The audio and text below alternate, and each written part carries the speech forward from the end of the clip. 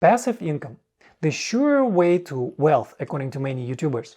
But is really passive income passive? Can you just automate everything and sit and enjoy money rolling? In this video I will tackle exactly these questions.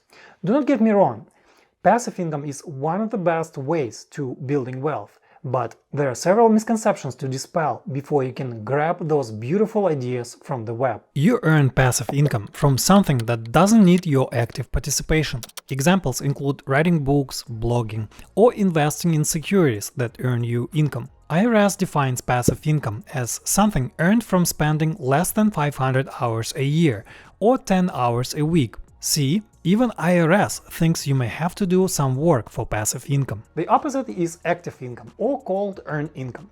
You must complete certain work and work certain hours to earn a salary. So, what are the misconceptions about passive income?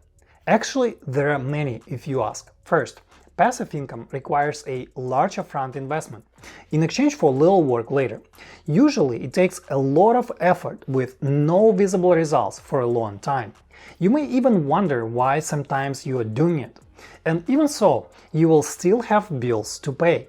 And if you don't have savings or income, building passive income becomes tough.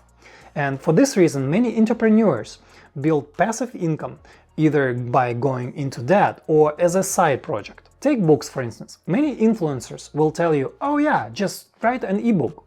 But do you know how hard it is to stand out in a crowded marketplace? Do you know that many writers had to write over 100 books to make a decent living?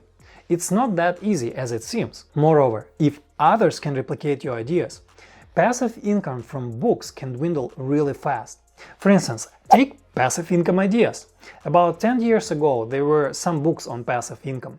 But what about these days? Oh, there are so many of them, I don't know even which one to pick. Other ideas may need large sums of money that are out of reach for many. Take real estate, which is promoted as the holy grail of all passive income ideas. I do not dispute that there are many benefits to real estate investing, but do not kid yourself that real estate is a passive endeavor. Actually, it is far from it. First, you will have to learn how real estate market works and how to do due diligence. It takes a lot of skill to find an undervalued property for flipping or for renting.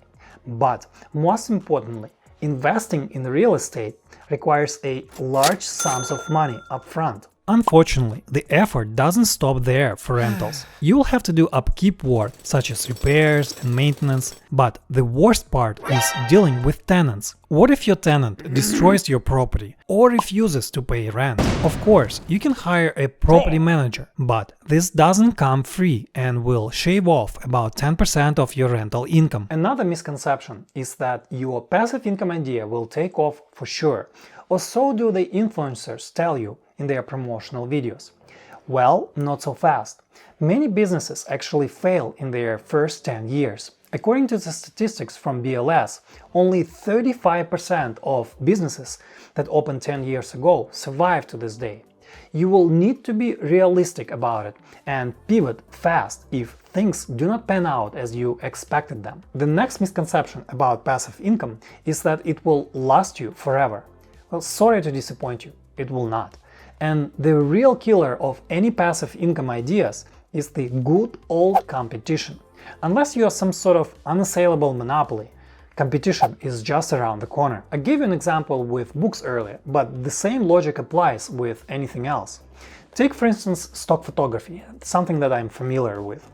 I began doing stock photography back in 2015 as a side hustle. The stock photography involves taking and uploading stock photos and videos for licensing to different stock photo websites. The first few years were great, but then something changed around 2020. The stock photography market got too saturated and matured. Too many photos are being uploaded each day, and they are chasing the same number of buyers. Also, many other websites popped up that offer stock photos and even videos for free, completely free. And in response, many stock photography websites began lowering contributor payouts. So the whole situation is not looking good. And this leads me to misconception number 4, is that you won't have to do any work after you automate everything. It's complete myth. You will still have to do some work to maintain your passive income.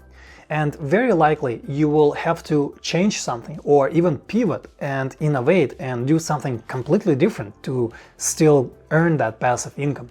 And all of this costs time and money. Take YouTube for instance. It's not as easy as many YouTubers are telling you. Let's say I earn my 1 million subscribers.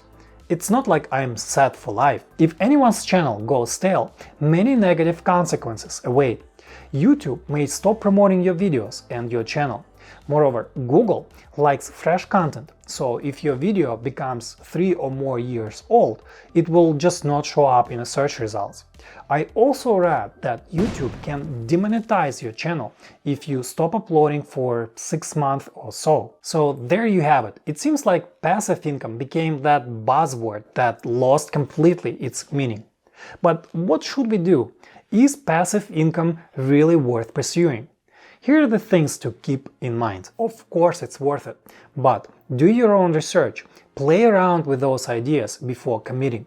Many passive income ideas require large investments and capital expenditures, so think about it on a realistic terms or you will end up wasting a lot of resources. It is a good idea to develop passive income as a side project with active income behind your back. Once you play around with it and see that the idea is working, you can then go full on. Finally, do not fall for the course trap promoted by influencers. If you see a course on something, it is very likely that the opportunity has passed by now. For example, take dropshipping. Dropshipping involves selling goods manufactured and shipped by someone on your behalf. There were very few courses about 10 years ago on dropshipping. But what about now? They are all over the place.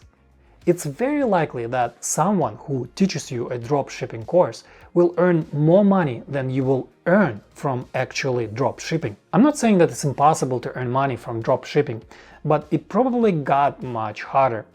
Do not expect to sell some coffee mug and make a fortune off it.